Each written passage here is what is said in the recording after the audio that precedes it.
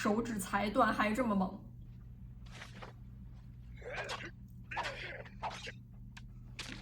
哇！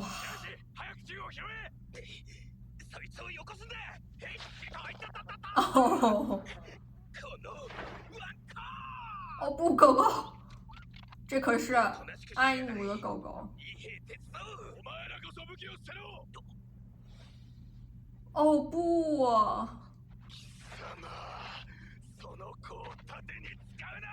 哦，山原，哦。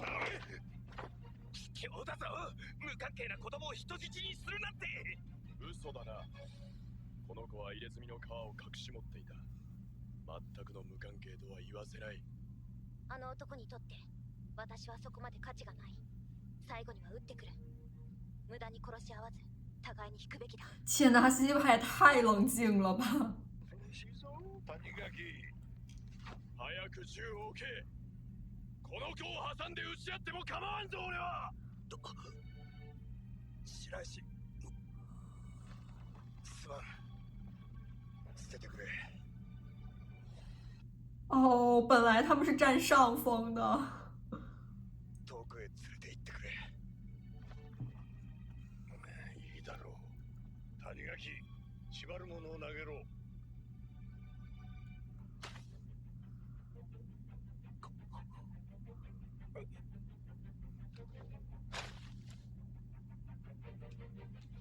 山原有人软肋。連れて行け。悲鳴が届かないくらい遠くへ。やめろ！殺すな！杉本！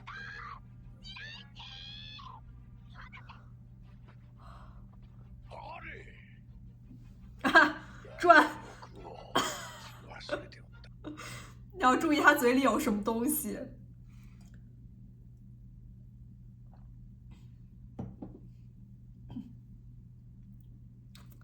对，他真的很帅。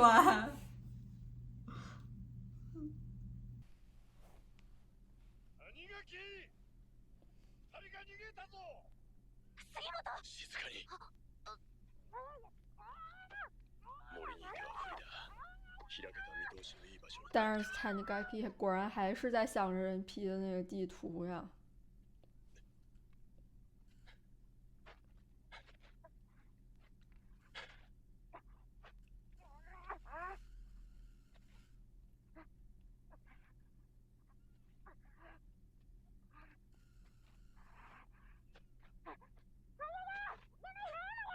おとなしくしなさい。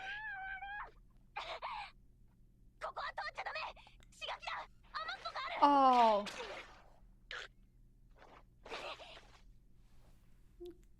他最明白了。私の手をほどけ！トリカブトの毒のついた矢尻。阿西还打算救他的。早くしないと間に合わない。足が焼けるようだ。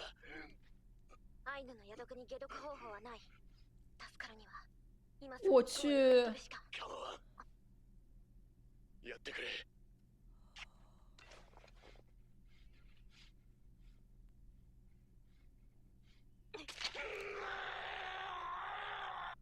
どっちだ？其实就是强行让毒素会扩散。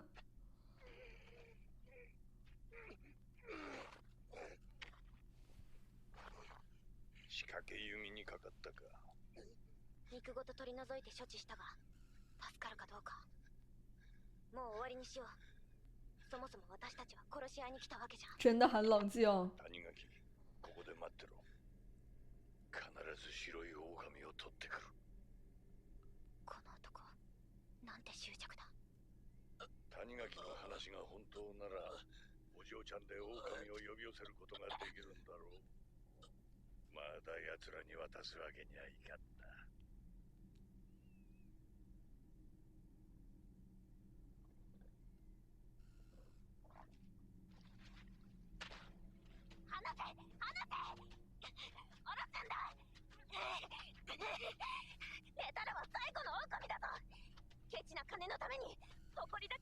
他倒不是为了钱。すでに絶滅している。数がこれから回復することはない。狼を絶滅させた罪。この土地に住む全ての人間に罪がある。金などどうでもいい。俺は映像狼が最後に見る漁師になりたいのだ。お、わめくのは構わんが、舌を噛んでも痛いだけだ。死ぬことはできないからやめておけ。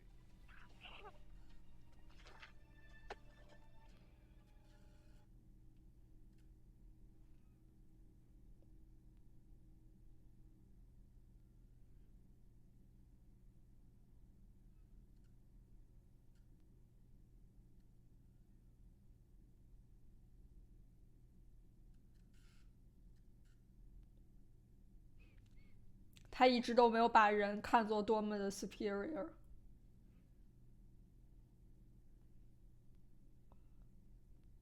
他一直是猎人和猎物之间的对等的关系。なんと、本当に来たぞ。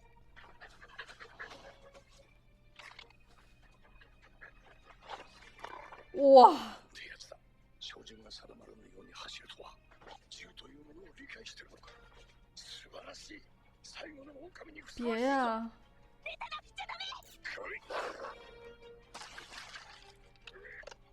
太快了，而且是抓住了他这个刚受伤的地方。哇！这就是之前跟他呼唤过的对象吧？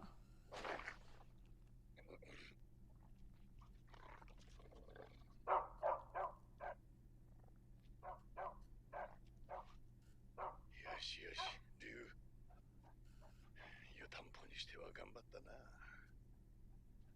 なるほど、つがい。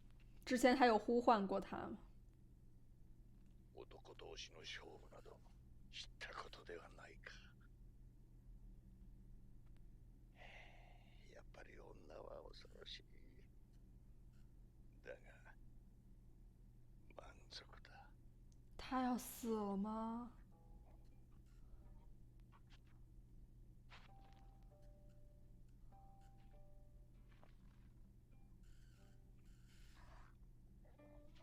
啊！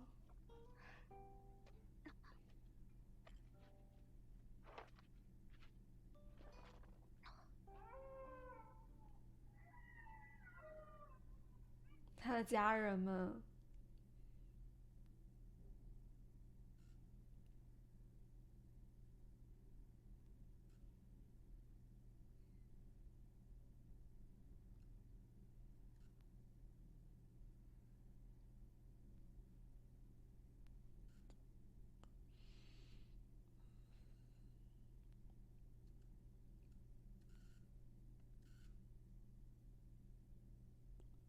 哦不！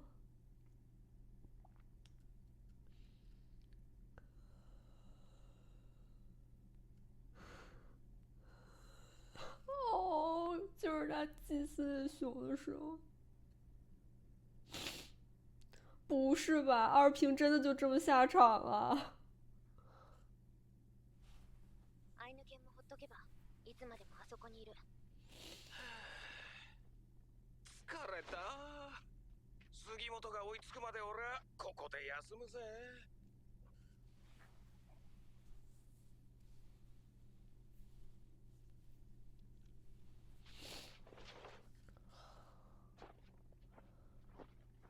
坚毅的眼神，天呐，我还挺舍不得二平的。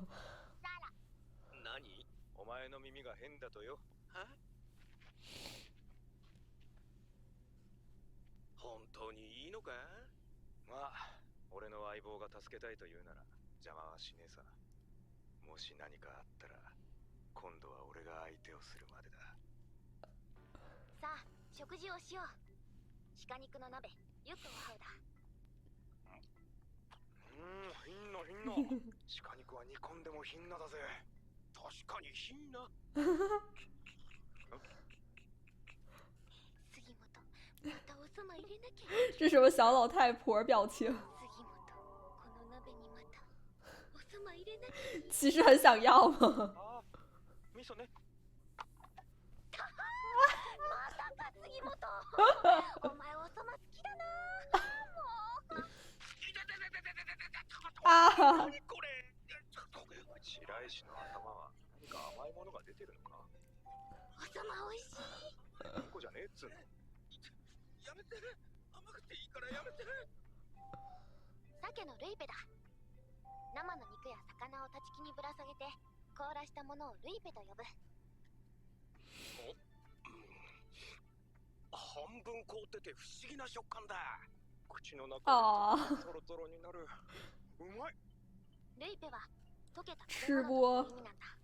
なるほど。寒い土地だから凍ってんのが基本なんだな。カムイチェパンクスケライ青返しくのアンペね。コロカヘムトマニワのカムイチェプソモヘメシパオッカイウタラコンカネウモマレワ。这是这片土地的所有人的罪吗？おばあさん、なんだって？フチの鮭にまつわるウパシクマ。言い伝えだ。同じことが日高。なる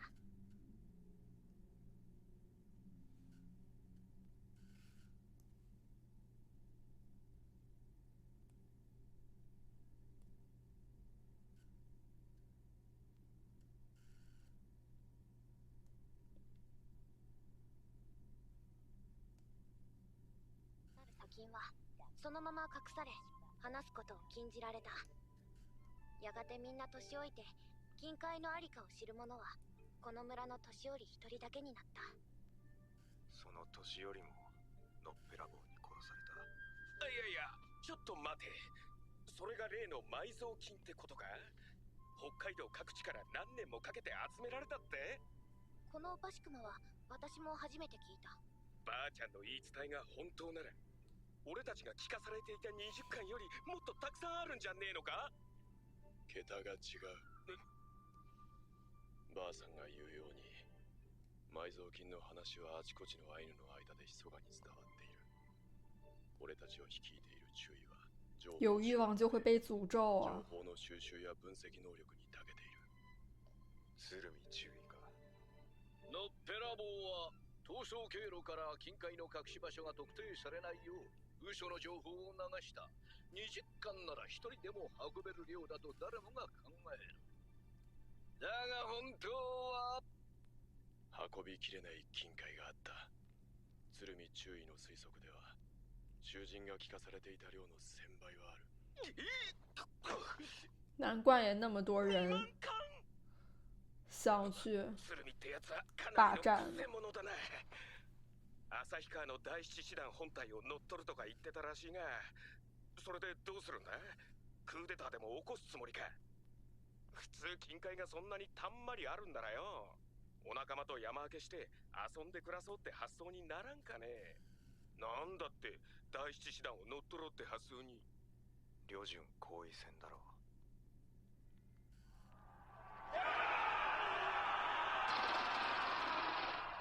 まるで死の行進曲のようなマキシム機関銃の発射音。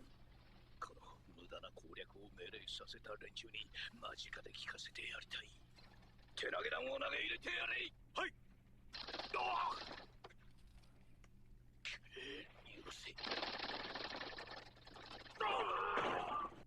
他早就对上官上级不满了。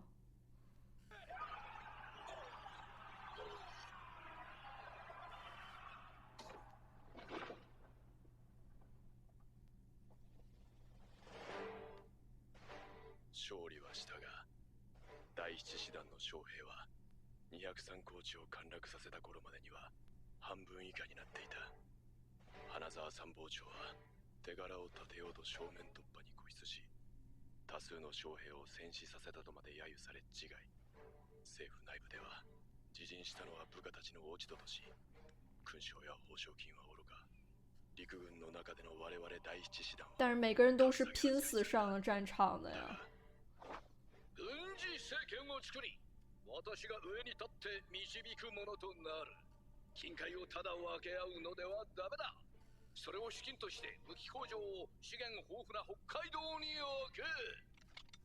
ねえ、移住は高いね。予算内で揃えるならそれで我慢です。鶴見さんもゴールドで武器の工場作るなら急いだ方がいいよ。私が買い付けて世界中に売るよ。日本の武器は質がいいです。戦争は儲かり。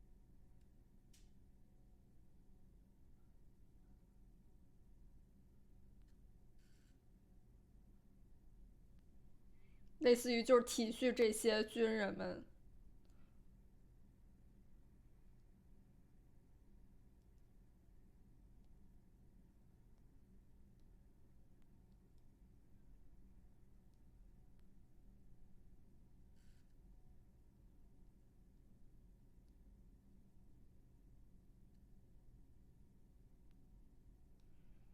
但是他也是为了他发小的遗孀。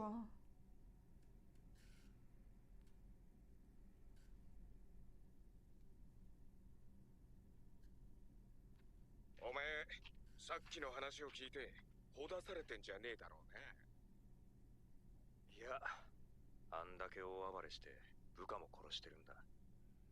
今さら協力し合う選択肢はねえし、かといって譲る気もねえ。それでこそ杉本だぜ。俺は相棒との約束を守るだけだ。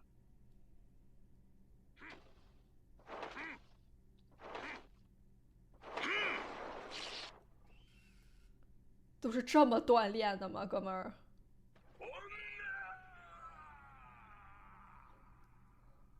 けだものめ、近所に通報されるぞ。網走監獄での労働は死者も出るほどに過酷であったが、あいつはあそこにいては体がなまると言いよった。長倉、牛山を呼んでこい。町へ行こう。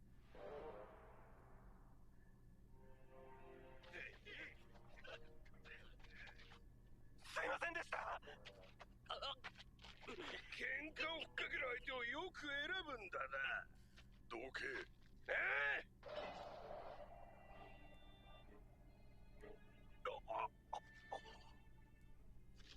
搞跟那个黑手党似的。じゃあちょっくら行ってくるぜ。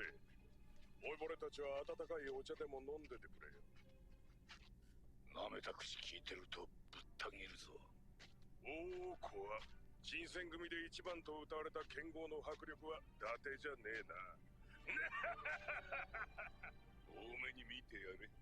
牛山は時々女を抱かせてやらんと不安定なのだ。近所の不女子どころか貴様も遅いかねんぞ。没事儿吧，哥们儿？よう、旦那。また来たのかい？情報はねえけど遊んでけよ。おめえんとこはブスばっかじゃねえか。本当にムカつけ野郎だぜ。今日はちょっとだけお高めのお店の遊女に聞き込みといくか。あくまで金塊のためだしな。よ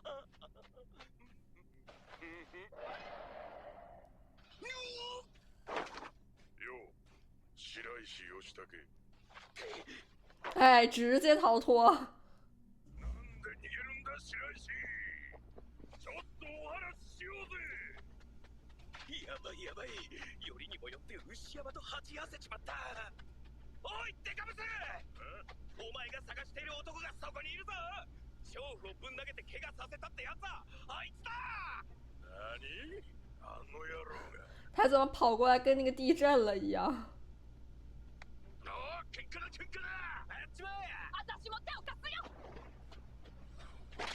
よ。哇，什么旋风小陀螺？時間稼ぎにもなんねえ。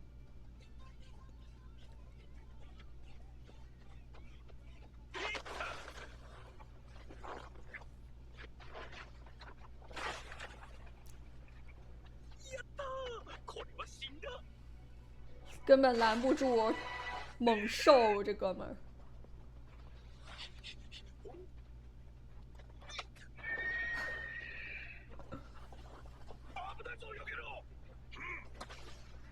绊了马一下。ダメだ。何をやっても止められない。どうやったらあの暴れ牛を止められるんだ。就是疯牛。大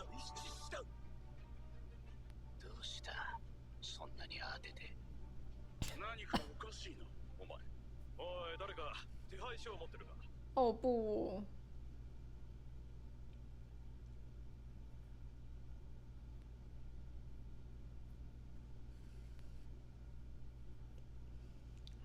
关键词。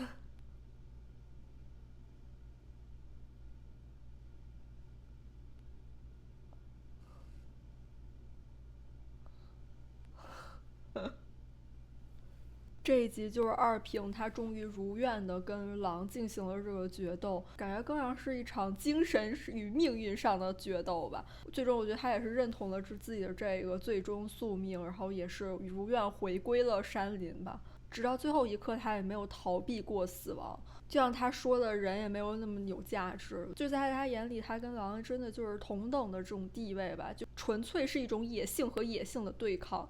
他这后半生也是跟这个自然和野兽为伴，最终他也是回归到了这个自然的循环中。他的这个收尾和死亡，我觉得也是对于 Tanigaki 有一个就精神上的传递吧。我觉得对于 Tanigaki 的心态也会有一个深远的影响，而他将自己对于生命和死亡的理解，其实多少已经传递给了 Tanigaki。我觉得这比就是他教授他的就是捕猎或者生存技巧更加的重要吧。就像上一集的露雪可以温暖山原一样，二平的这个逝去也会以另外一种形式传递一些他的精神力给到这个 Tanigaki。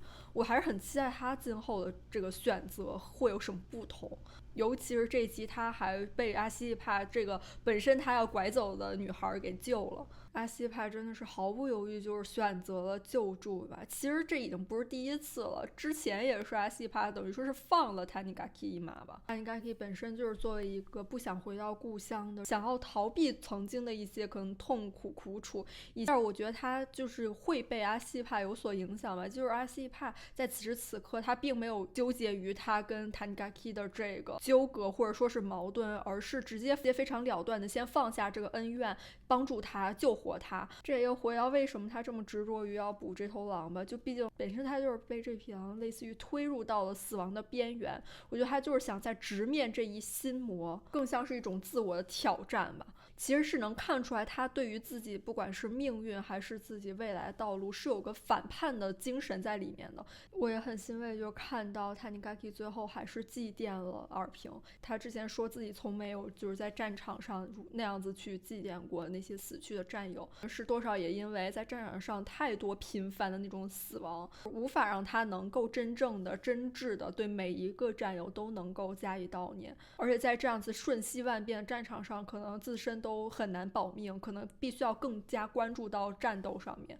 但是在这样子环境中长时间待下去，他不可能没有那种压抑的情感，就是对于一些战友们只能就是好像不断的投入到下一场斗争中去。不管是二平的死还是他现在接触到的阿伊努族，都会让他对于死亡对于生命有更多的理解。